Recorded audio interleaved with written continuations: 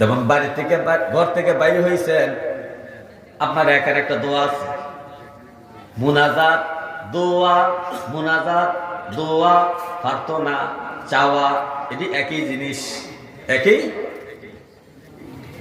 ভাষার পার্থক্য। ভাষা, প্রার্থনা যে জিনিস, মুনাজাত সেই জিনিস, দোয়া সেই জিনিস।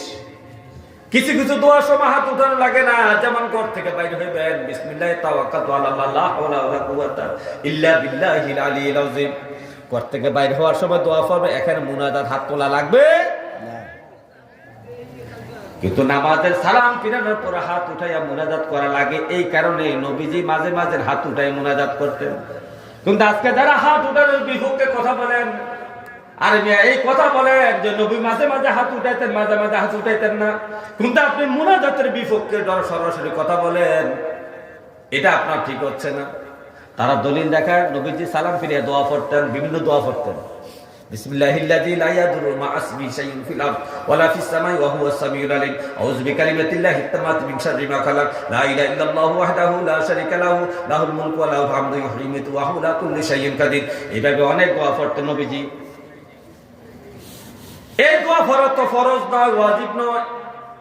একটা মানুষ মুনাজাত শেষ হতে দোয়া পড়তে পারে, আর যদি কারো সময় থাকে পড়বে, সমস্যা কি, 1 মিনিট 2 মিনিট সময়, ঠিক না? কিন্তু আপনি সরাসরি মুনাজাতের বিপক্ষে ফতোয়া দিবেন, এটা ঠিক না, এটা আপনার ভুল ফতোয়া হচ্ছে। আপনি দল করার জন্য এগুলা করতেছেন, যে আমি মুনাজাতের বিপক্ষের দল আর হেরান মুনাজাতের পক্ষের দল, এটা ফোকাস করার জন্য আপনি এই কর্মটা করতেছেন। হে আমার ভাইও,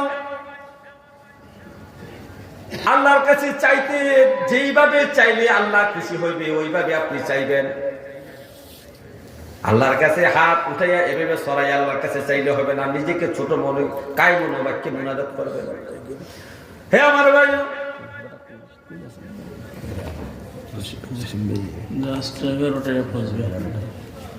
একটু কষ্ট করে হলে একটু চালাই যান, আমরা চললে তো থাকতো না লোক। হে আমার ভাই, গভীর ভাবে মনোযোগ।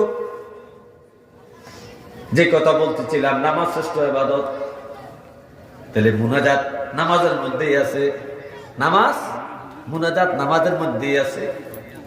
নামাজ শ্রেষ্ঠ ইবাদত এই কারণে নামাজের মধ্যে 13টা ফরজ আছে, 14টা ওয়াজিব আছে, অসংখ্য সুন্নতের আমল আছে, সুন্নতে মুআক্কাদা, সুন্নতে গায়রে মুআক্কাদা, মুস্তাহাব, অনেক কিছু আছে। সুবহানাল্লাহ, সুবহানাল্লাহ। কিন্তু কোন ইবাদতের মধ্যে এত ফরজও নাই, ওয়াজিবও নাই, এত সুন্নতও নাই।